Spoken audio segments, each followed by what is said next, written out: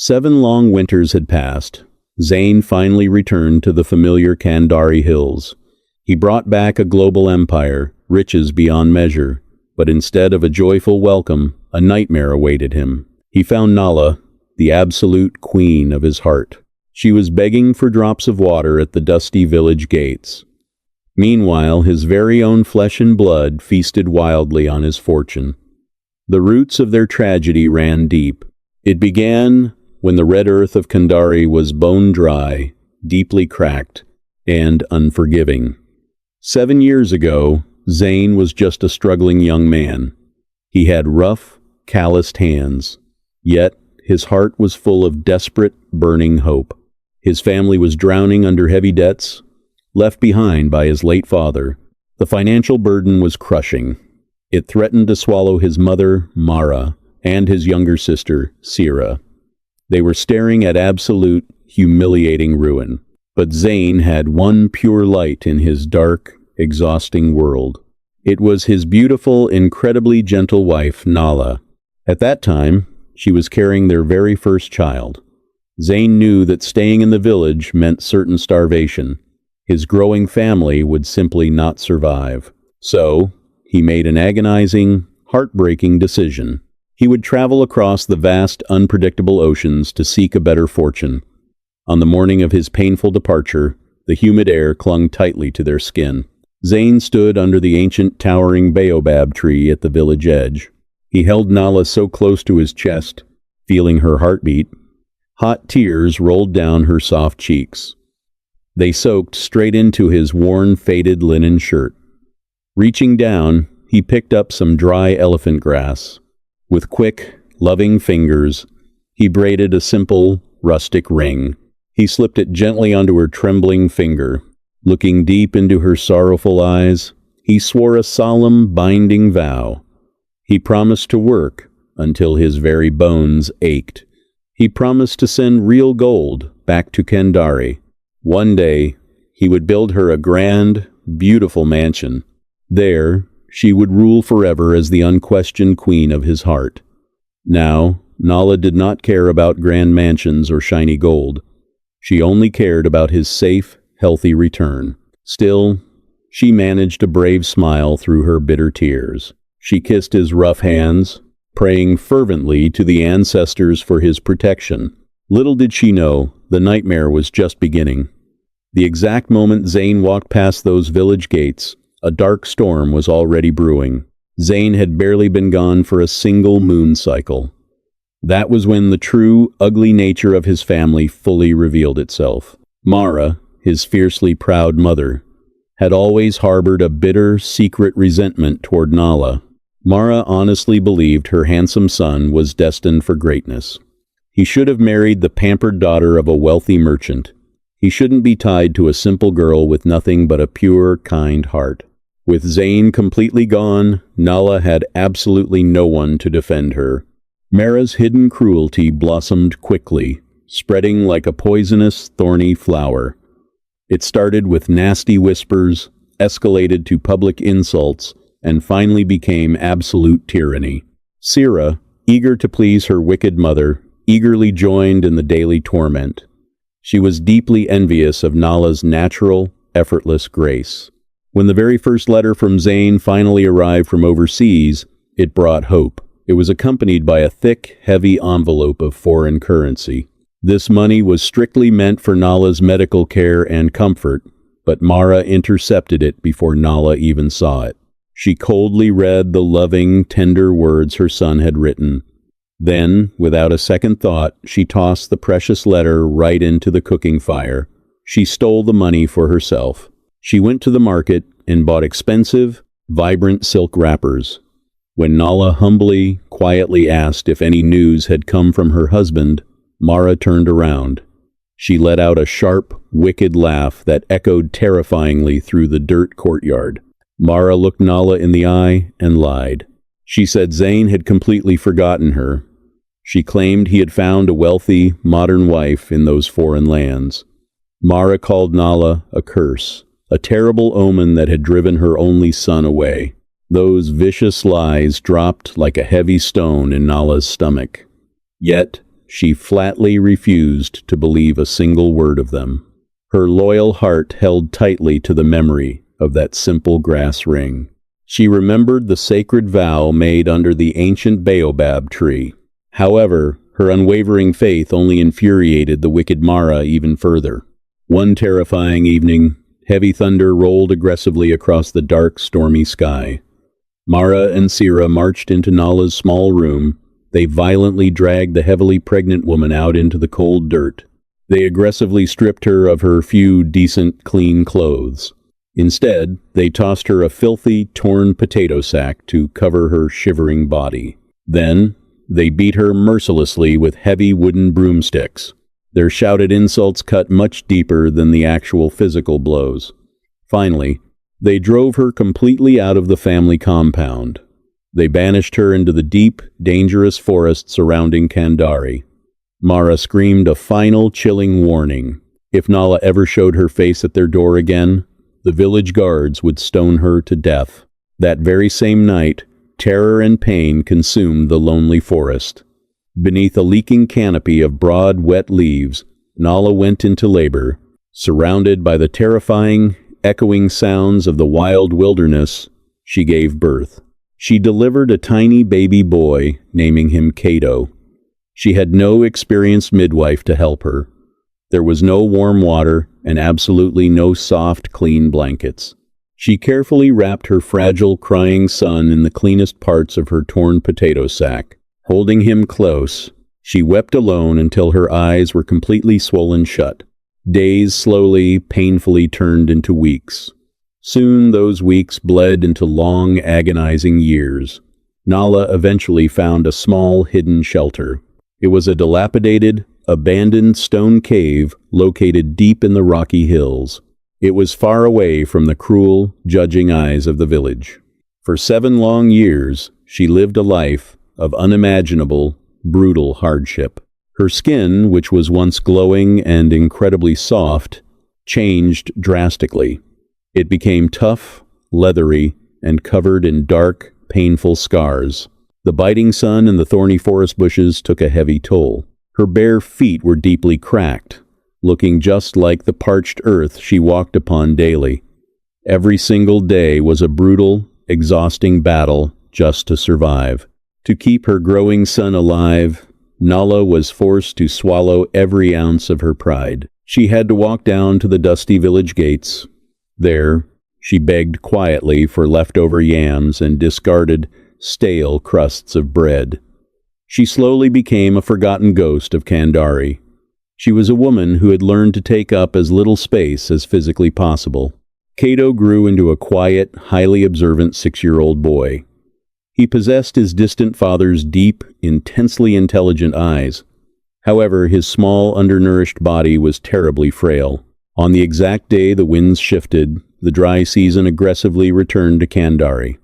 That was when little Cato fell violently, terrifyingly ill. A burning, relentless fever consumed his small, fragile frame. It made him shiver uncontrollably on their makeshift bed of dry grass.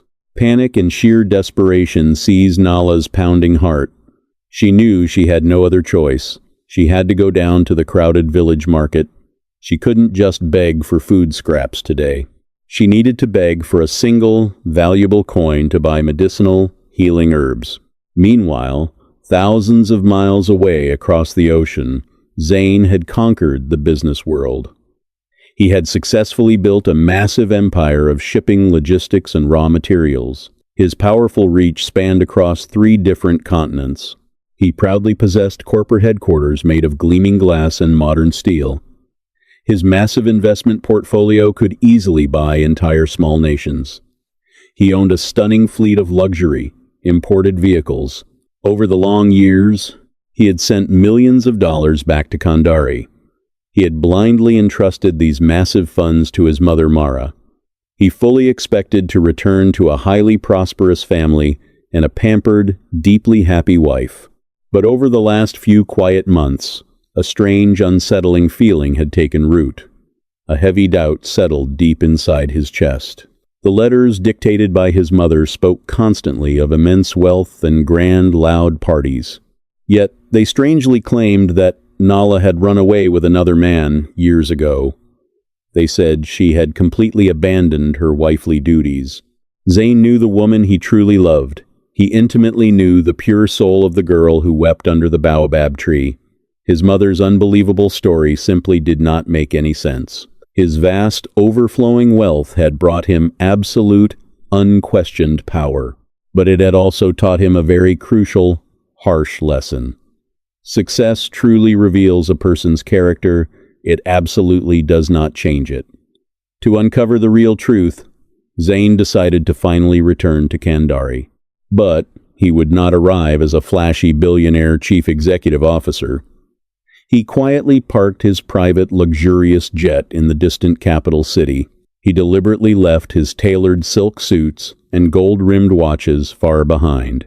Instead, he journeyed to his ancestral home entirely on foot. He carefully disguised himself as a wounded, destitute, and forgotten hunter. He smeared dark, sticky mud and gray ash all over his face. This completely obscured his strong, handsome features.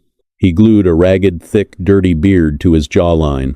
Then he applied a terrifying, incredibly realistic fake scar across his left cheek.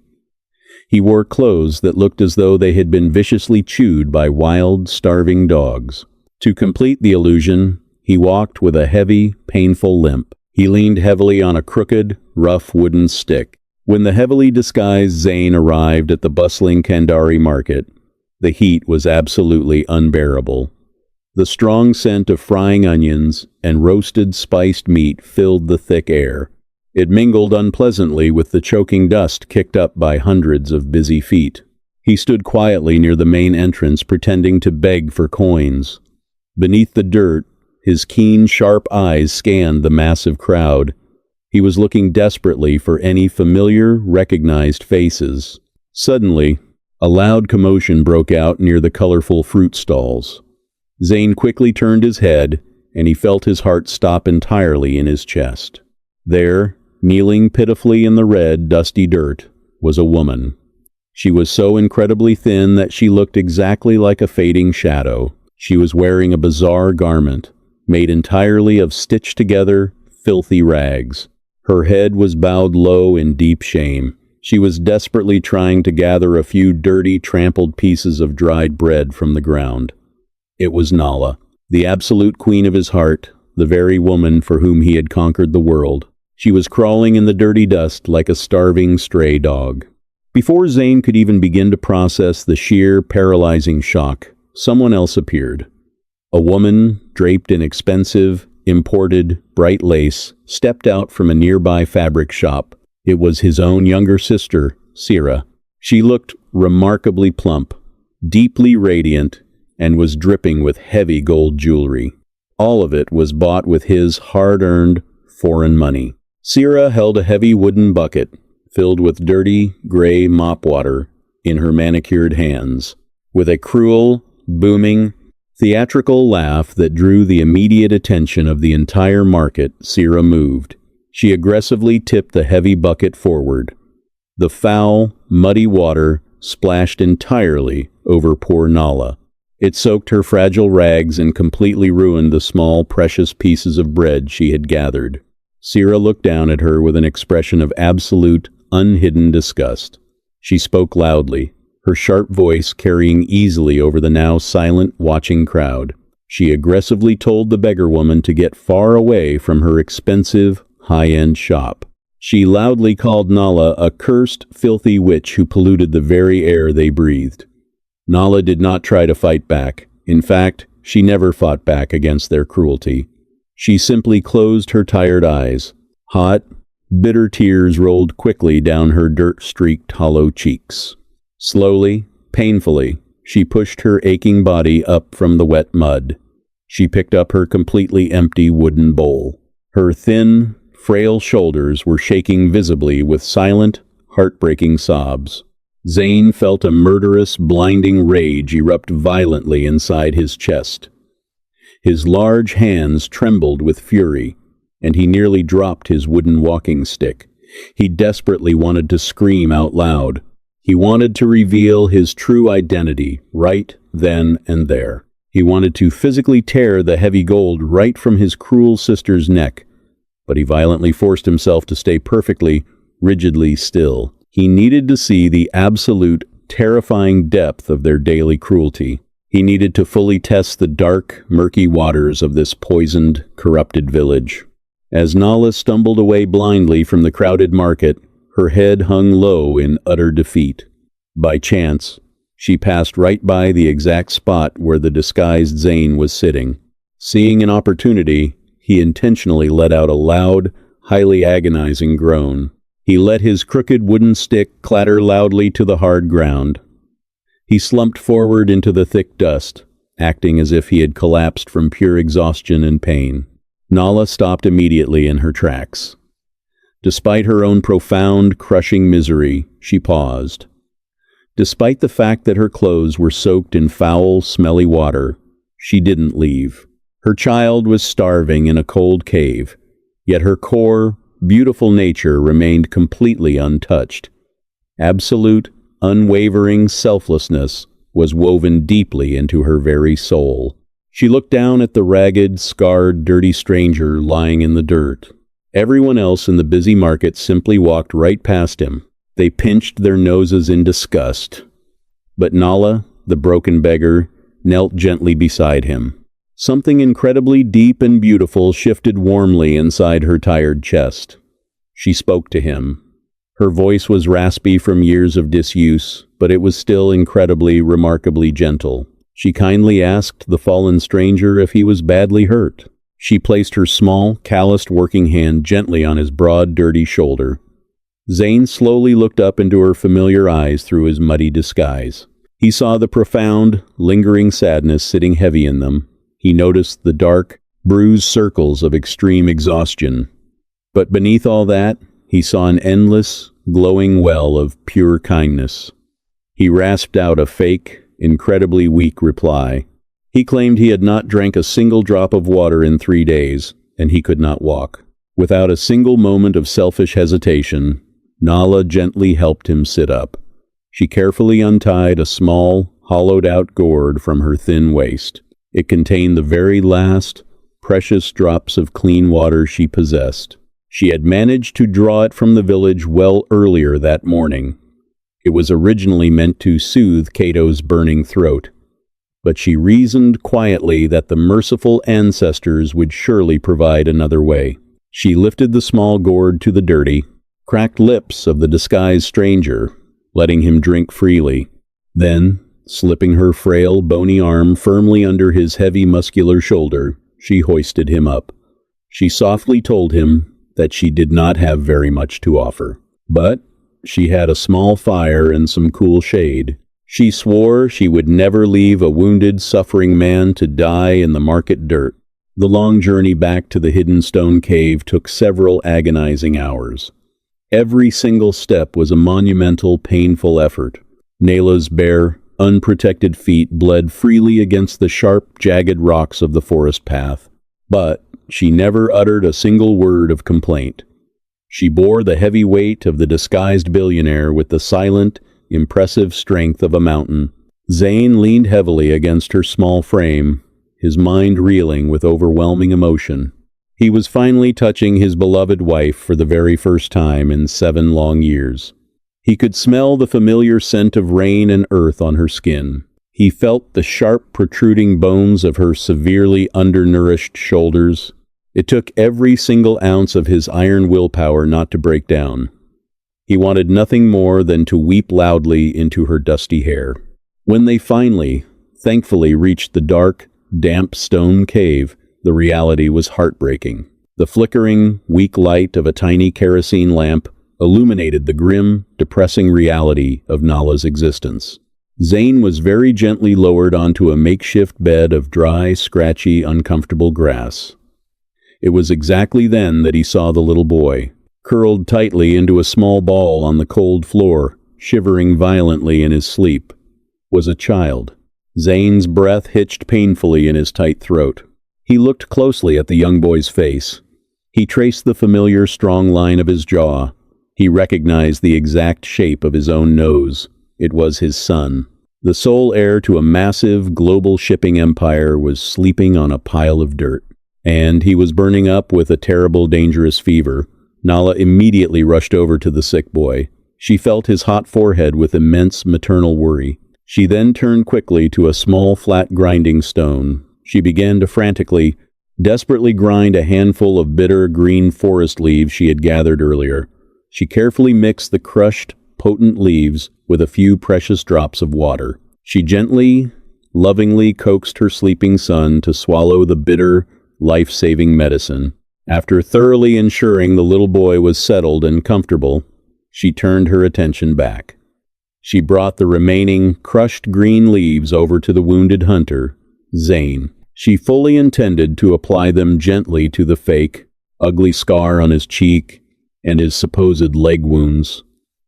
As she reached her hand out, the dim, flickering light of the kerosene lamp caught something. It was on her left wrist.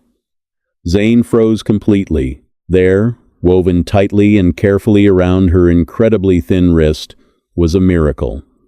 It was preserved through 7 brutal years of starvation, daily humiliation, and absolute, grinding poverty. It was the simple dry grass ring he had made for her under the ancient baobab tree. The realization hit him like a massive physical blow right to the chest. She had actually kept it.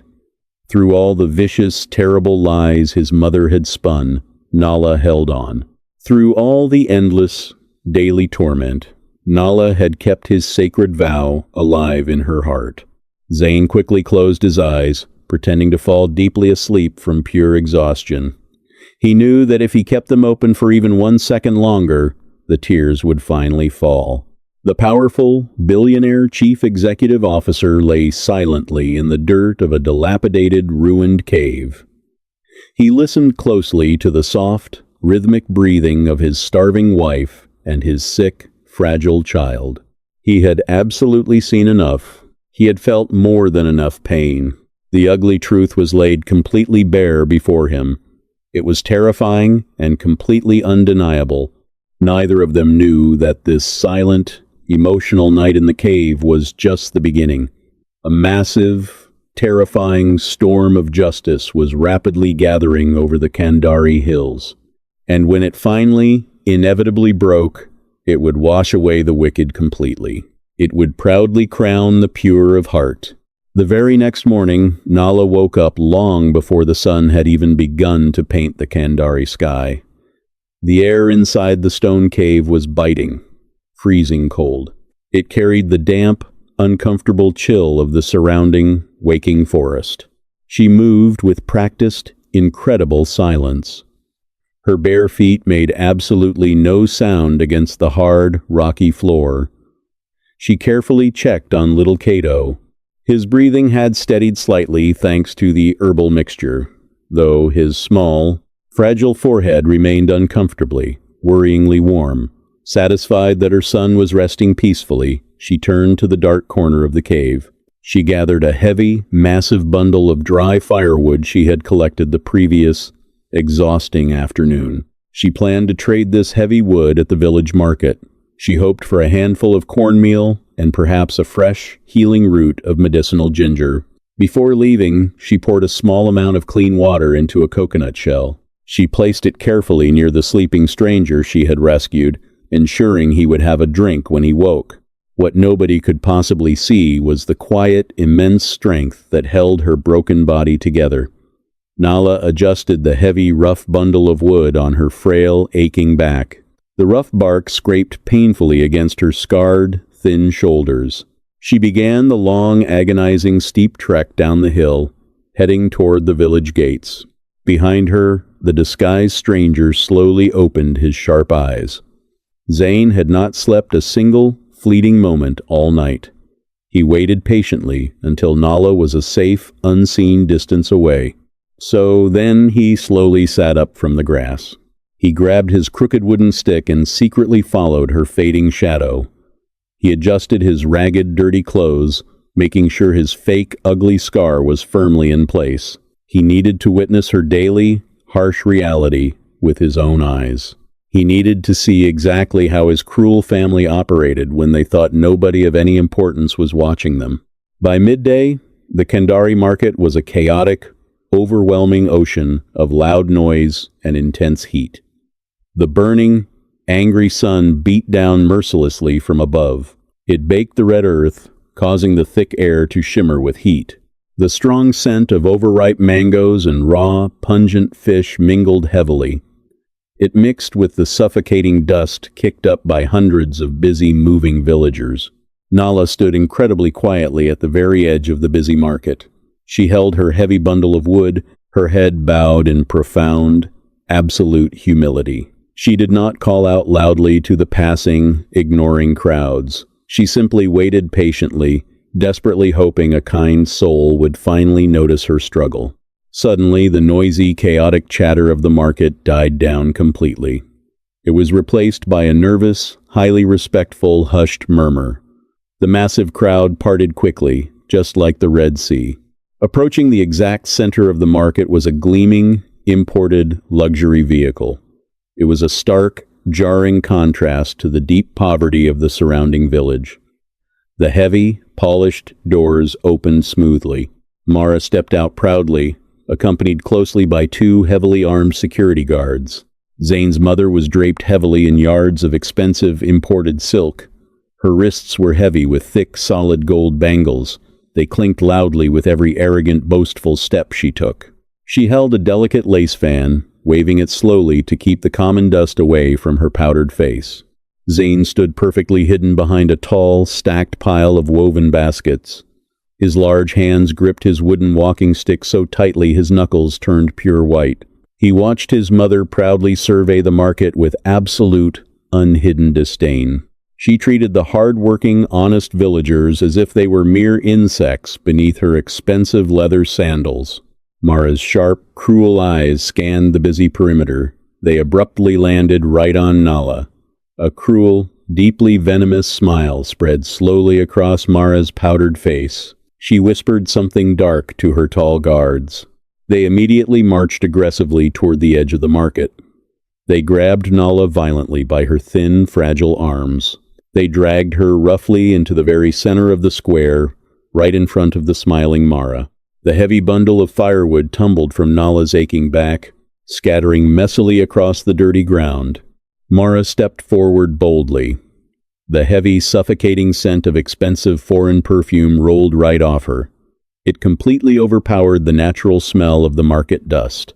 She looked down at Nala with a gaze full of pure, concentrated hatred. Mara raised her voice dramatically so that every single merchant and customer could hear her words clearly. She loudly accused Nala of being a dirty, lying thief. She claimed that the firewood Nala was trying to sell had been stolen. She said it was taken illegally from the private forest surrounding Mara's grand, heavily guarded estate. It was a complete, outrageous lie. It was an absurd fabrication designed purely for maximum painful humiliation. Nala immediately dropped down to her bruised knees in the red dirt. She kept her tired head bowed low. Her voice was trembling badly, but it remained deeply respectful. She swore loudly to the watching ancestors that she had gathered the wood honestly. She found it in the deep, public, unclaimed wilderness. She begged Mara tearfully to let her sell the wood today. She pleaded that her young, innocent son was burning with a terrible fever. He desperately needed medicine to survive the coming night. The heartbreaking words hit the silent crowd, but nobody dared to speak up. No one would risk crossing the wealthiest, most powerful woman in all of Kandari. Mara simply laughed out loud. It was a dry, hollow sound that lacked any trace of human warmth or empathy. She reached down quickly with her perfectly manicured hand. She violently grabbed Nala's thin, unprotected left arm. As she did this, her sharp eyes locked onto something. They saw the dry grass ring woven tightly around Nala's trembling wrist. Mara's arrogant expression twisted with profound, ugly disgust. She knew exactly what that simple ring was. She knew it was the sacred vow her son had made 7 long years ago. Seeing it still resting proudly on the beggar woman's wrist felt like a direct insult to her absolute authority. With a sudden, vicious, aggressive jerk, Mara dug her perfectly painted fingernails deep into the dry grass. She violently ripped the ring right from Nala's frail wrist. The fragile, old woven grass snapped loudly. It broke into several small pieces, fluttering down pathetically into the dirty, muddy puddles of the market floor. Hot, devastating tears rolled quickly down Nala's cheeks. For the very first time in years, a sound of absolute, soul-crushing despair escaped her trembling lips. She scrambled desperately in the wet mud. Her bleeding, tired fingers tried frantically to gather the broken, ruined pieces. It was the only precious, meaningful thing she owned in the entire, massive world. Mara sneered down at her. Using the sharp tip of her expensive leather sandal, she did something unforgivable. She aggressively ground the largest piece of the grass ring deep into the wet, filthy mud. She told Nala, in a voice full of poison, that she was nothing but useless garbage. She said the ring was pathetic trash. She claimed Zane was probably sitting happily in a massive palace across the ocean. He was surely with a beautiful, incredibly wealthy wife. He had long forgotten the filthy, cursed witch he foolishly left behind. With a final, highly dismissive wave of her lace fan, Mara issued an order. She commanded her guards to kick the scattered, valuable firewood straight into the foul drainage ditch. She then turned her back proudly and walked to her luxury vehicle.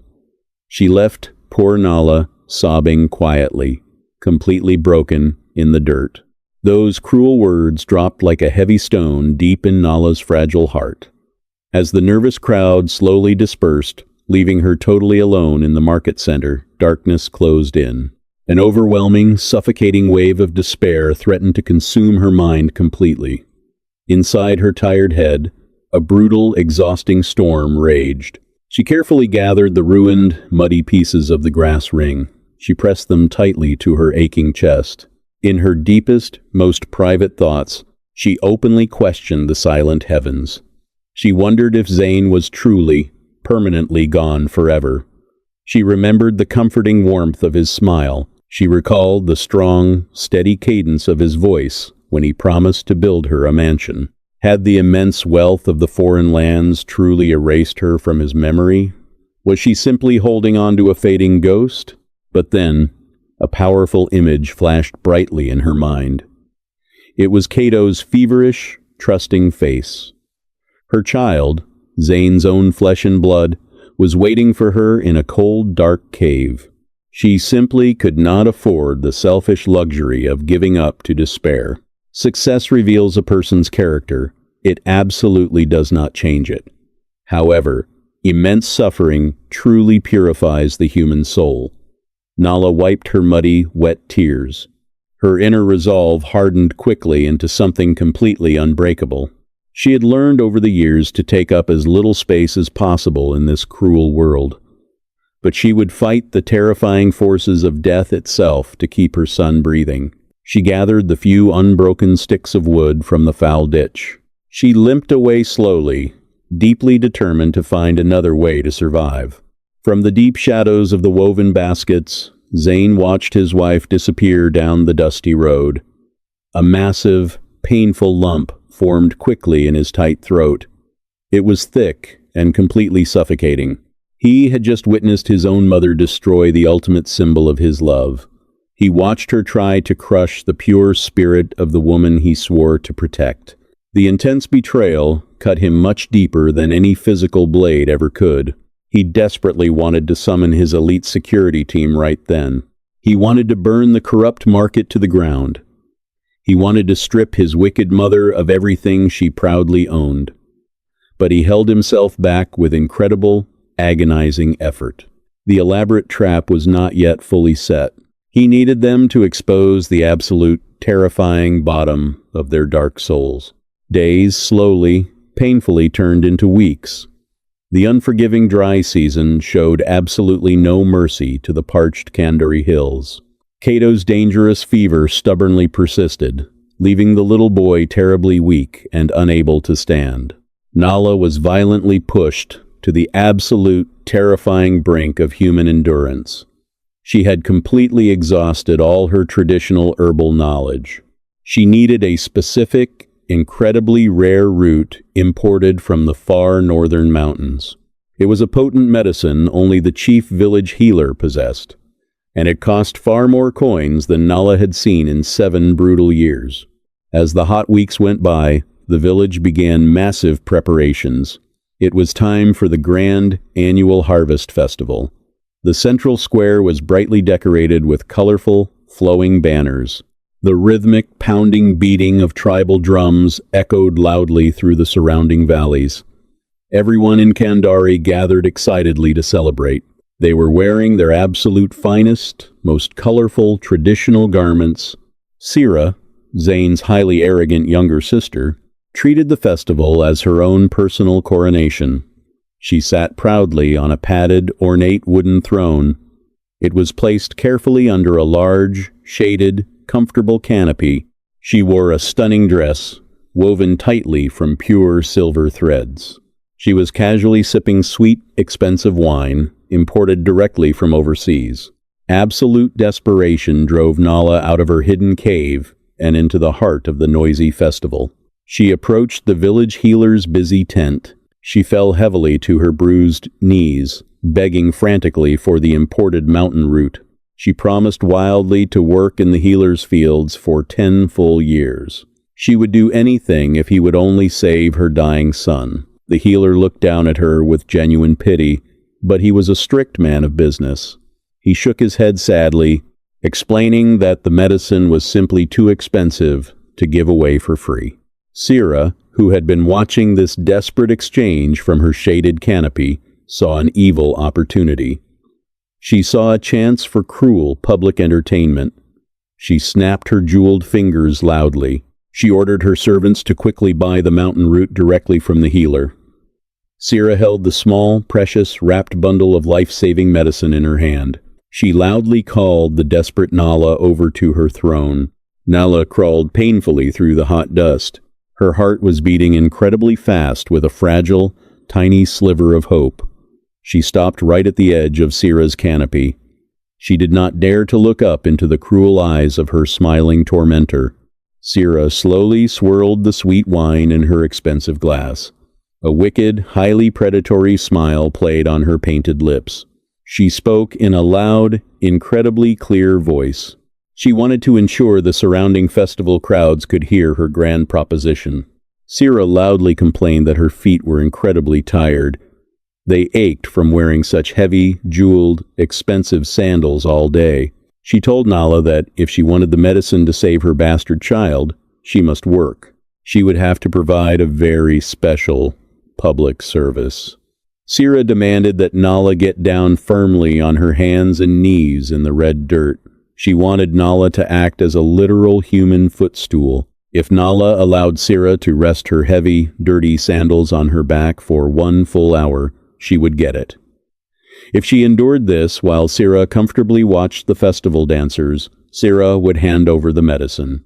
A collective, shocked gasp rippled quickly through the nearby watching crowd.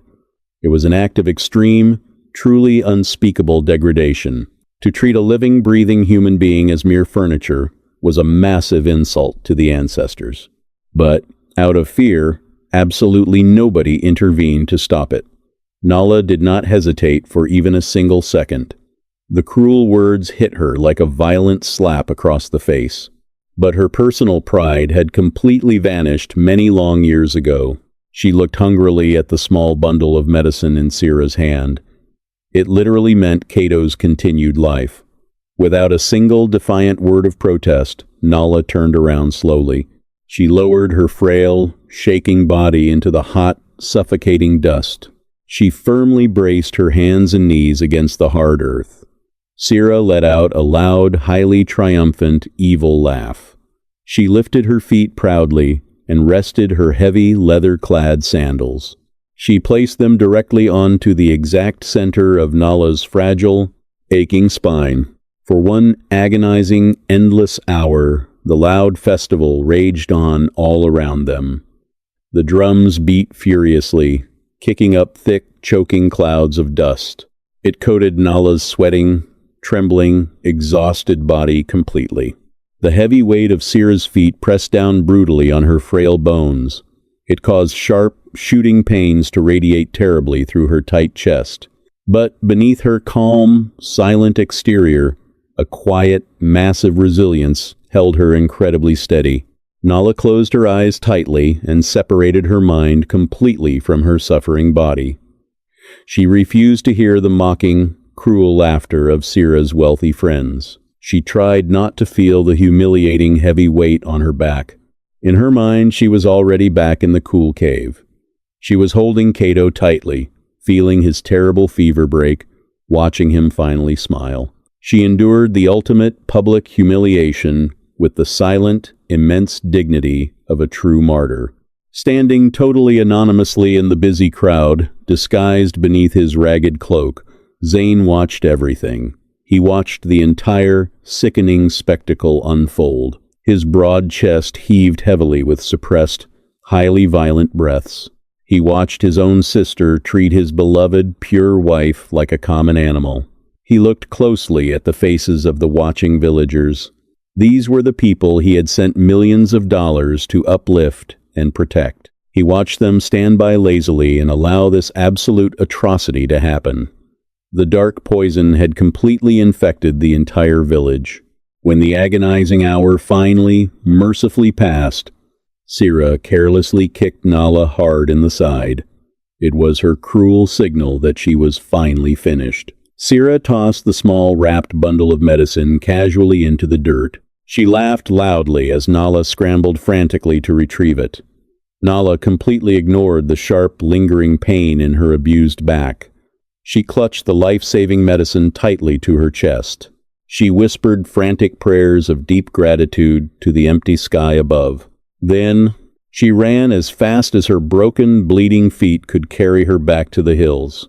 Zayn remained completely still in the dusty festival square. He had seen the absolute, terrifying darkness of his family's corrupt soul. He had also witnessed the unshakable, beautiful purity of his wife's brave heart.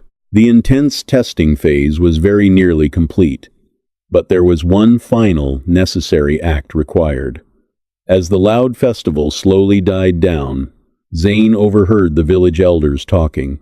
They were speaking loudly near the sticky palm wine stalls. They were discussing a massive, truly unprecedented banquet. Mara was organizing it for the following busy week. A fast messenger had recently arrived from the bustling city. He brought news that Zane's global shipping company had reached a monumental historic milestone. The rumor was that the billionaire heir was finally returning to Kandari in a matter of days. Mara was eagerly preparing a massive feast. It would rival the grand coronations of ancient, wealthy kings. She fully intended to showcase her immense wealth and power to all neighboring tribal leaders. It was all happening under the fake guise of welcoming her successful son home. Zane's eyes narrowed dangerously beneath his muddy disguise. A cold, highly calculated calm washed completely over him. The storm was definitely coming now. Mara was proudly building the very stage upon which she would be totally destroyed. Sometimes the greatest, most important tests come disguised as the absolute smallest moments. But the greatest, most devastating judgments always require a large audience. He tightened his firm grip on his crooked stick. He limped away quietly into the dark shadows. He was preparing to bring the full, terrifying weight of his massive empire down upon the Kandari hills. The highly anticipated week of the grand banquet finally arrived. The entire region of Kandari seemed to hold its collective breath. Mara had completely transformed the old family compound into a sprawling, temporary palace of extreme luxury. Massive, colorful canopies woven from imported silk were erected high in the central courtyard. They were meant to shield the neighboring tribal chiefs and wealthy merchants from the harsh sun. The air was thick and incredibly heavy with mouth-watering, rich scents. The smell of whole roasted goats, fried plantains, and rich, spicy stews filled the air. They bubbled loudly in oversized, heavy iron pots. Master drummers beat complex, booming rhythms that echoed far into the surrounding hills. It announced to the entire world that the mother of the billionaire heir was throwing an unprecedented feast. Mara sat proudly on an elevated, highly decorated wooden platform. It was adorned with plush velvet cushions. She looked down arrogantly at the arriving guests, acting exactly like an untouchable empress. She wore a towering, elaborate headpiece woven tightly with shiny gold threads. Her neck was practically hidden beneath heavy, thick layers of authentic, expensive coral beads. Sira sat lazily beside her, draped fully in bright crimson silk. She was loudly boasting to absolutely anyone who would listen. She bragged about how her wealthy brother was going to buy her a massive mansion in the capital city. They were greedily feasting on Zane's fortune. They were entirely consumed by their own massive vanity. They were completely oblivious to the silent, deadly judgment that was already walking right among them. Zane had infiltrated the busy banquet incredibly easily. He was still fully disguised beneath his ragged cloak, fake scar, and thick layers of dirt. He had humbly offered to work hard in the hot kitchens. He asked for nothing but a simple plate of leftover scrap food in return. The stressed head cook was completely overwhelmed by the sheer scale of the massive feast. He quickly handed the disguised billionaire a heavy clay jug. He ordered him to serve sticky palm wine to the less important guests on the outer fringes. Zane moved slowly and quietly through the noisy crowd, pouring wine for everyone. He kept his head bowed low respectfully. He listened intently to the endless stream of ridiculous lies his mother spun. She constantly lied about his supposed frequent letters and lavish gifts. Meanwhile, deep in the quiet hills, a profound, massive sense of relief had washed over Nala. The bitter, hard-won mountain root had worked an absolute miracle. Cato's terrible, life-threatening fever had finally broken during the previous long night. For the very first time in weeks, the little boy had sat up on his own. He looked at his exhausted mother with clear, bright eyes, and he actually asked for something to eat. But the cold stone cave was completely, devastatingly empty. Nala had not eaten a single morsel of food in 2 full days. She had given absolutely all her energy to keeping her sick son alive. Driven by the agonizing, sharp pangs of hunger in her son's small stomach, Nala made a choice. She made the highly desperate decision to return to the bustling village. She knew all about the grand, loud banquet happening there. She definitely did not want to be seen by anyone. She only hoped to slip quietly around to the back of the busy kitchens. She wanted to beg the tired servants for discarded bones and scorched, ruined rice. She knew it would surely be thrown into the messy waste pits soon. When Nala quietly arrived at the very edge of the bright compound, she paused. The sheer, overwhelming scale of the wealth on display made her tired heart ache deeply. She clearly remembered the simple, incredibly honest home this used to be. She stayed carefully hidden in the dark shadows. Her bare, calloused feet were totally silent on the dusty earth. She was wearing the exact same torn, water-stained sack she had worn for years. She crept slowly toward the back cooking fires.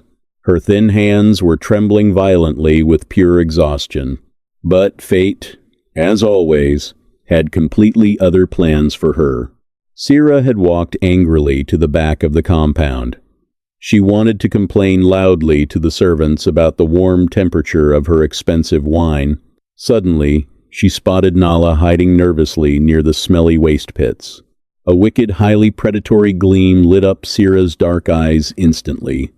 Instead of simply ordering the guards to chase Nala away, Sira saw a better opportunity. She saw a chance for the ultimate, most entertaining public spectacle. She grabbed Nala aggressively by the thin arm. Her sharp, painted nails dug deeply into the fragile, scarred skin. She forcefully dragged Nala out from the protective shadows. She pulled her directly into the center of the brightly lit, heavily crowded courtyard. The rhythmic, loud drumming abruptly stopped completely. The wealthy, important guests turned their heads quickly. They murmured in loud disgust as the filthy, starving woman was paraded right before them. Mara stood up quickly from her plush velvet cushions.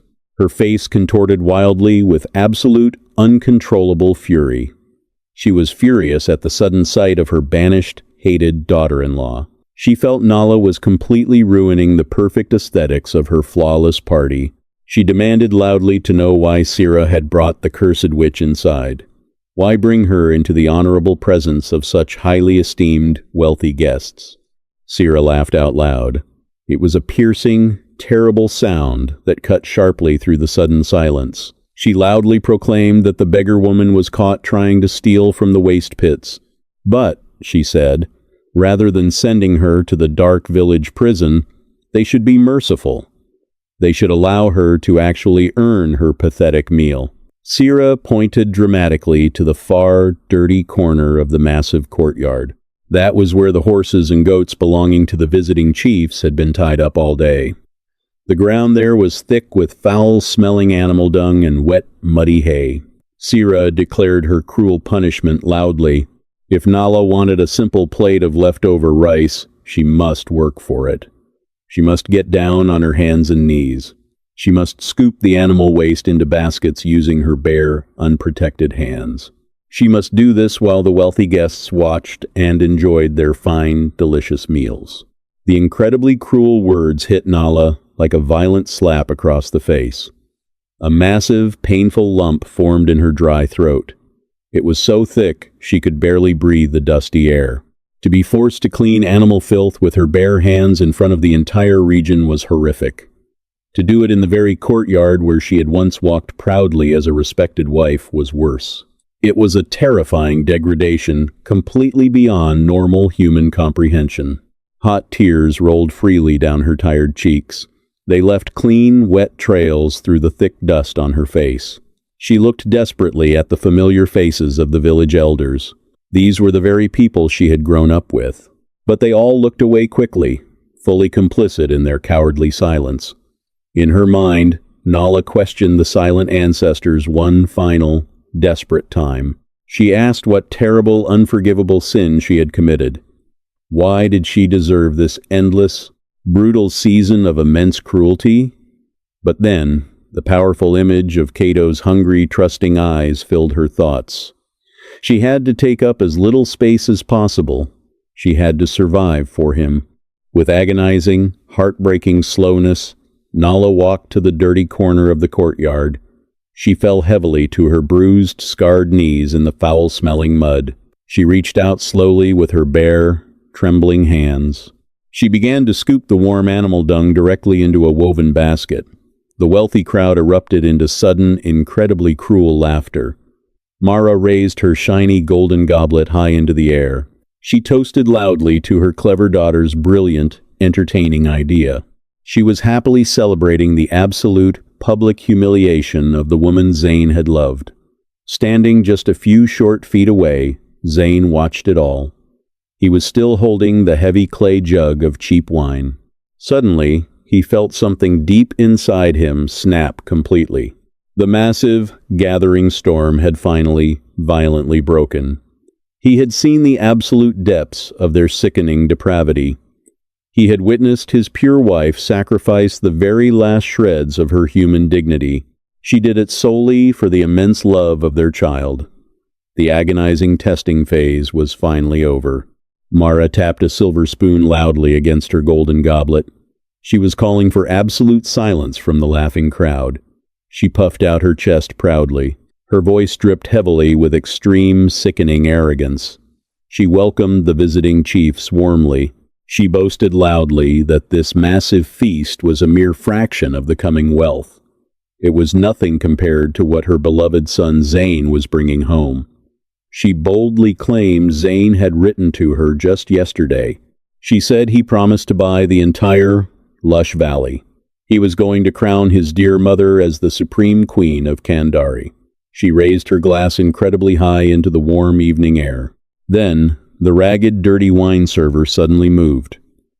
Zane did not walk carefully or quietly. He strode aggressively, directly into the exact center of the courtyard. His heavy boots left deep, menacing tracks in the red dust. He stopped firmly, right between Mara's elevated platform and the dirty corner. He stood between the wicked queen and where Nala was weeping silently in the mud. He dropped the heavy clay jug intentionally. It shattered violently against the hard stones. The incredibly loud crash echoed exactly like a gunshot. It instantly froze every single person in the massive compound. The tempo of the entire world shifted entirely in that moment. He stood completely straight. The painful, fake, limp vanished instantly. He reached up quickly and violently ripped the fake, ragged beard from his jaw. He peeled the terrifying, ugly scar right from his cheek. He pulled the filthy, tattered cloak aggressively over his head. He threw it forcefully onto the dirt. This finally revealed the broad, incredibly muscular shoulders of a powerful man. It was a man who carried the heavy weight of a global empire. He wiped the gray ash and wet mud from his face with the back of his strong hand. The pathetic, weak beggar was completely gone. Zayn looked up slowly at the elevated, decorated platform.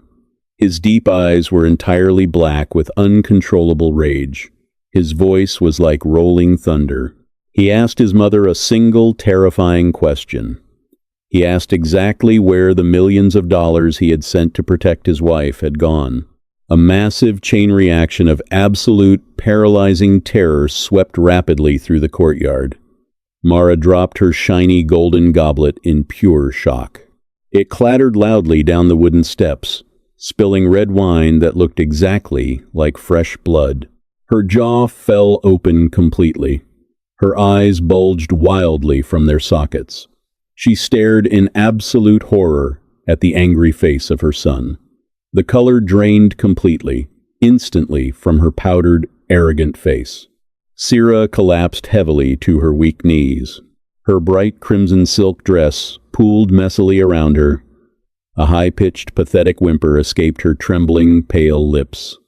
The visiting chiefs gasped loudly, scrambling backward in a panic. They overturned heavy tables and wooden chairs in their desperate, sudden flight. Nala froze completely in the corner. Her tired hands, covered entirely in filth, hovered totally still above the basket. She slowly, fearfully turned her head. Her breath caught painfully in her dry throat. She looked at the broad shoulders, the incredibly strong jaw. She saw the deep, beautiful eyes she had seen in her dreams every single night for 7 years. It was really him. He was absolutely not a ghost. He was real. Zayn absolutely did not wait for his terrified mother to speak. He raised his large hand high and snapped his fingers loudly. Instantly, the heavy wooden gates of the compound were kicked wide open. Dozens of heavily armed, highly trained private security contractors swarmed in. They were dressed intimidatingly in tactical black uniforms. They poured aggressively into the courtyard. They moved with terrifying military precision. They quickly surrounded the elevated platform and firmly secured the entire perimeter. The cowardly village guards dropped their cheap weapons immediately. They fled in sheer terror into the dark forest. Zayn delivered his final, absolute judgment. He declared in a booming voice that he had been in Kandari for weeks. He stated coldly that he had watched them rip the grass ring from his wife's wrist. He had watched Sira cruelly use his wife as a human footstool. He had listened to every single lie, every arrogant boast, and every cruel insult. He announced loudly to the terrified, silent crowd that the bank accounts were completely frozen. The expensive silk they wore was stolen property. The delicious food they ate was paid for with the blood and tears of his starving wife and child. He ordered his security team to act immediately. They were to strip Mara and Sira of their imported silks and stolen gold jewelry. The guards moved in quickly without any hesitation. They aggressively tore the heavy coral beads from Mara's neck. They pulled the expensive silver threads from Sira's shaking shoulders. They tossed the weeping women simple, highly coarse cotton wraps to wear.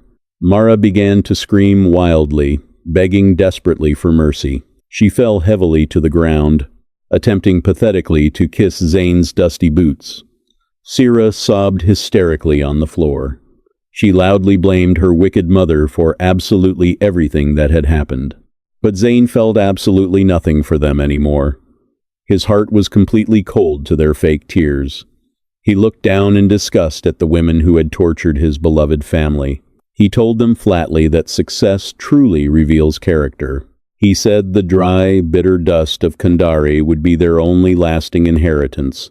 He banished them permanently from the village. He ordered his guards to march Mara and Sira deep into the dangerous wilderness. He absolutely forbade anyone from giving them a single drop of water for 7 full days.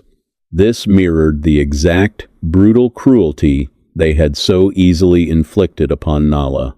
As his mother and sister were dragged aggressively away, they were screaming and pleading into the distance. Absolute, heavy silence fell over the remaining, terrified guests. Zane completely turned his broad back on the watching crowd. He walked slowly, deliberately toward the dirty corner of the courtyard. He absolutely did not care about his clean, expensive clothes or his impressive billionaire status. He fell heavily to his knees. He knelt directly in the foul animal dung and the wet, muddy hay. He reached out gently with his strong, incredibly warm hands. He gently took Nala's trembling, filthy hands entirely in his own. He did not care about the dirt or the smell at all. He looked incredibly deep into her swollen, tear-filled, beautiful eyes. Hot tears finally broke free from Zane's own eyes. They rolled quickly down his cheeks as he pressed his forehead gently against hers. He whispered softly how deeply, incredibly sorry he was. He thanked her for her unimaginable, massive strength. He praised her absolute, unwavering purity. He thanked her for keeping his sacred vow alive when her world had turned completely dark. Nala collapsed heavily against his broad, safe chest. Her 7 brutal years of silent, agonizing suffering finally broke completely. She let out loud, incredibly healing sobs. For the very first time in her difficult life, someone had truly seen her. He had truly seen her pain, and she was finally no longer invisible. Zane stood up slowly. He lifted Nala effortlessly into his strong arms, as if she weighed absolutely nothing at all. He loudly ordered his lead security officer to act. He commanded him to immediately dispatch a top medical team to the stone cave. They were to safely retrieve Kato. They must bring the boy directly to the best capital city hospital. He would receive the finest, most expensive care money could possibly buy. Without looking back even once at the ruined banquet or the terrified villagers, Zane walked away. He carried his beloved wife right out of the compound. Waiting patiently at the very end of the dirt road was a massive, black Rolls-Royce. Its powerful engine was purring quietly in the night. As he gently placed her into the plush, incredibly soft leather seat, he made a final promise. He swore to her that a massive palace of white marble would be built soon. It would be constructed exactly over the site of that cold stone cave. It would stand as a monument to the absolute queen of his heart. He swore that she would never, ever touch the dust of poverty again. This powerful story teaches us a deeply important lesson. True kindness is absolutely never wasted. Absolute, unwavering loyalty is truly the rarest, most valuable treasure on this earth. The universe has an uncompromising, powerful way of rewarding those who endure suffering with a pure heart. Meanwhile, those who build their comfortable thrones on the deep pain of others will fall. They will eventually, inevitably, be buried completely beneath them. Justice may sometimes sleep, but it absolutely never dies. If you enjoyed this incredibly powerful story of deep resilience, terrible betrayal, and ultimate justice, please engage. Please like, share, and subscribe to the channel so you don't miss more powerful stories exactly like this one. Share it with your friends and family to spread the deep wisdom and profound lessons of traditional African storytelling.